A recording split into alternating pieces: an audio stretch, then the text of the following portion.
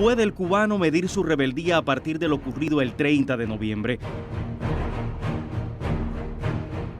Santiago fue ese día el escenario principal, pero no sería el único teatro de operaciones. Versiones dispersas de lo sucedido, testimonios que nos acercan a la verdad. Vamos tras los objetivos, la planificación, las consecuencias. ¿Por qué levantar a Santiago? Finalizado 1956.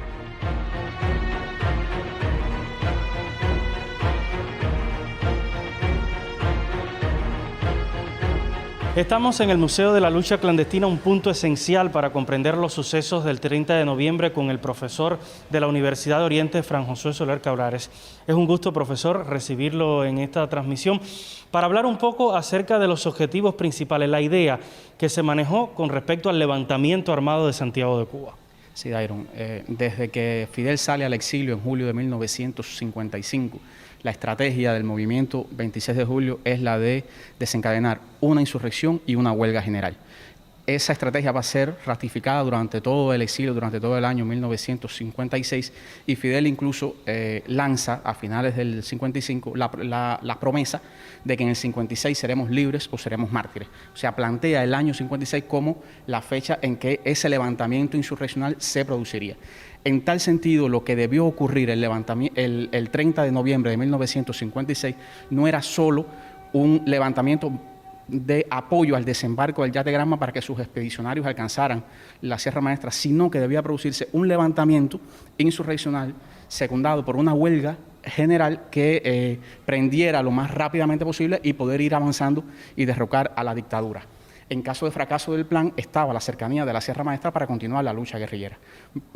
Pero en un primer momento, el objetivo que se perseguía, porque era la estrategia de todo el movimiento 26 de julio, era desencadenar una explosión, un levantamiento, que una huelga general que muy rápidamente derrocara a la dictadura. Por eso, incluso en la Carta de México, que es el documento de unidad que firman con la Federación Estudiantil Universitaria, se ratifica que la estrategia común es insurrección y huelga general, y se ratifica el 50 que todos los preparativos están suficientemente adelantados como para darle la libertad al pueblo de Cuba en el año 1956. Pero se suele circunscribir los hechos del 30 de noviembre, profesor, a lo acontecido en Santiago de Cuba, en la provincia de Santiago de Cuba. Vamos a hacer una pequeña pausa y reflexionar sobre ese tema y conocer un poco qué pasó en la mañana del 30 de noviembre de 1956. Noticieros MK6 Radio Oriente, Flash, último minuto. En estos momentos los jóvenes con uniforme verde olivo y brazaletes rojo y negro que dicen Movimiento 26 de Julio están atacando la jefatura de la Policía Marítima. Es nutridísimo el fuego. Seguiremos informando. Cuando nosotros llegamos a las 7 de la mañana, ya por los tiros que se tiraron aquí estaban en alerta. Esto era una puerta donde se subía ahí, la puerta principal de ahí, y ahí empezamos acá el cambio de tiroteo, mientras la otra máquina daba la vuelta y avanzaba por ese lado. Ya cuando llegaron empezamos a subir y se tomó, yo creo que no duró tanto, fueron 20 minutos lo que se llevó a cabo. Además fue la única acción que ese día se logró, y se logró por el factor sorpresa. Esa mañana del 30 de noviembre me despierto y de momento algún tiroteo muy intenso. Voy para el emisor y me vestí rápidamente. Llegué, subí rápidamente la escalera y estaba Calzadito, Rolando Calzado Montoya de operador, y le digo, ¿qué pasa? ¿Qué está sucediendo? Y ese tiroteo, dicen que es unos jóvenes que tienen uniformes verde olivo y unos brazaletes rojo y negro que dicen M267. Y le digo, ponme ahí el flash de última hora. Profesor, se han realizado varios análisis acerca de la no coincidencia que existió entre el levantamiento armado y el desembarco del yate Granma. ¿Qué versión usted le da? ¿Qué análisis usted ofrece? Mira, como decíamos antes, el plan era un levantamiento nacional que abarcara todo el país y que produjera una explosión rápida. Lo que sucede es que ya en octubre y noviembre del 56 resulta evidente que no están las condiciones creadas para que tenga éxito un plan de este tipo. Incluso Fran, en el último viaje que hace a México, les propone a Fidel la posposición de la fecha y la posposición de este plan. Fidel considera que que después de hecha esa promesa había que cumplirla a riesgo de sus propias vidas, que había que cumplirlo al precio de cualquier sacrificio. Y mantiene la idea de este plan. Claro, al no producirse ya, es muy difícil que se produzca a nivel nacional. La idea es concentrar los esfuerzos en el oriente de Cuba. Incluso el desembarco se va a producir por la zona de Niquero, con la idea de ir tomando Niquero, Manzanillo, ir avanzando mientras en Santiago de Cuba se producía el levantamiento de la ciudad, la toma de la ciudad y hacerse fuerte en Santiago de Cuba, en el oriente del país, y luego ir avanzando paulatinamente. Ese es el plan que finalmente es el que se pone en práctica el 30 de noviembre, que no coincide, es conocido que por los retrasos en la expedición no coinciden en la fecha. El yate Granma desembarca dos días después y no se produce esta simultaneidad entre el alzamiento y el desembarco del yate Granma. Pero pasa algo interesante que usted mencionaba, y es que era reforzar Santiago de Cuba. ¿Estamos hablando de un levantamiento solo concebido para esta ciudad o para todo el territorio nacional? Para todo el territorio nacional. De hecho, en todo el país se produjeron con mayor o menor intensidad acciones ese día, que fueron organizadas a partir de la labor organizativa que desplegó Fran País en todo el territorio nacional como jefe nacional de acción y sabotaje. Él realizó viajes por todo el país preparando, pero realmente donde más fuerza tuvo, donde los preparativos, la organización alcanzó un grado mayor fue en el oriente de Cuba, y donde la huelga llegó a alcanzar un mayor grado de organización y donde existían las armas para poder producir un levantamiento como el que se produjo en Santiago de Cuba. Que, por cierto,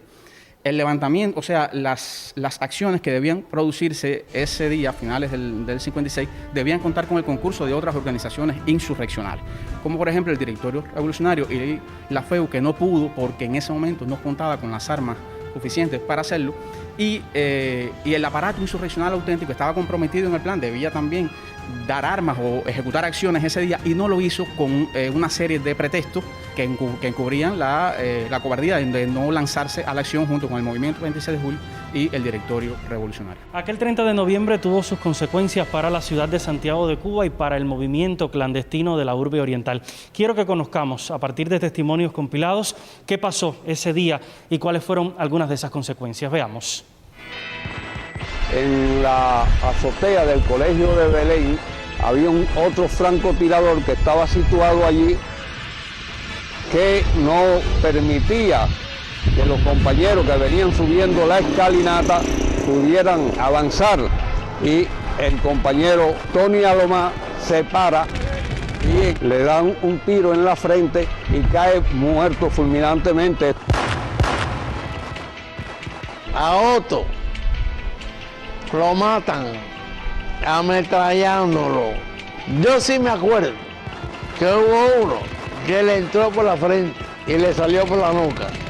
Él me dijo a mí que si él caía en el lugar, lo dejaran ahí, que no lo trasladaran para ningún lugar. Y además, que recrudecieran el combate, y así se hizo. Increíblemente, Pepito, con un grupo de compañeros, logran subir la escalinata y atravesar la calle. Cuando él iba caminando hacia allá, por donde está el poste, al policía que está en la casamanta, el francotirador, le tira varias granadas que no explotan. Y es cuando el francotirador se levanta y le tira. Y él va caminando hacia atrás y cae en este sitio. Pepito Tey era prácticamente el segundo Franco, y le dolió aquella noticia.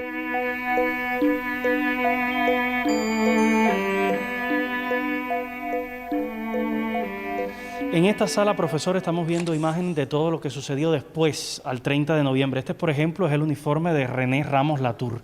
Y eso me hace pensar en la significación que tuvo la acción del 30 de noviembre a pesar del fracaso en los objetivos planteados.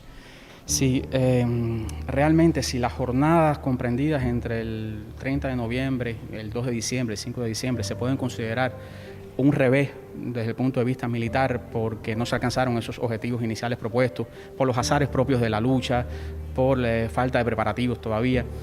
Sin embargo, el heroísmo desplegado por los combatientes clandestinos del movimiento 26 de julio y por los expedicionarios del Granma convirtió esto en una enorme victoria política, como lo fue el Moncada en su momento, que un revés militar fue convertido en una victoria política. Porque agigantó la figura de Fidel Castro y del movimiento 26 de julio ante los ojos del pueblo. Fidel tenía a su favor ya haber dirigido la primera acción armada contra la dictadura y ahora cumplía, contra todas las probabilidades, contra todos los pronósticos, la promesa pública que había hecho de intentar la liberación de Cuba en el año 1956, que antes de terminar el año él se lanzaba a la lucha por la libertad de Cuba. Había cumplido Fidel la promesa, habían cumplido los combatientes clandestinos también del 26 de julio esas promesas, que se cumplía a riesgo de la propia vida y en una actitud de coherencia y firmeza en los principios y donde los hechos acompañan a las palabras y donde hay una frase muy hermosa de Armando Jar, que lo hace en una carta a su familia en enero de 1957, que por otras cuestiones de la lucha clandestina en Santiago de Cuba, pero Jar, que ha sido protagonista del 30 de noviembre, dice que en Santiago ha descubierto las esencias de la cubanía. ¿De qué esencias hablaba Armando Jar? Del espíritu de rebeldía y de cumplir el compromiso y la palabra empeñada. También entonces el homenaje a toda la ciudad de Santiago de Cuba, que convocada por el movimiento 26 de julio apoyó a estos jóvenes que después de aquel día del levantamiento tuvieron que esconderse en algunas de las casas de la urbe. Claro, como dice Fran también en el análisis que hace de la acción del 30 de noviembre, fue hermoso el espectáculo de todo un pueblo cooperando con toda valentía en el momento más difícil de la lucha. Con ese homenaje nosotros concluimos este intercambio desde el Museo de la Lucha Clandestina de la ciudad de Santiago de Cuba. Gracias, profesor, por habernos acompañado en este recorrido y de esta manera nosotros nos despedimos. Ahora devolvemos la señal a los estudios centrales.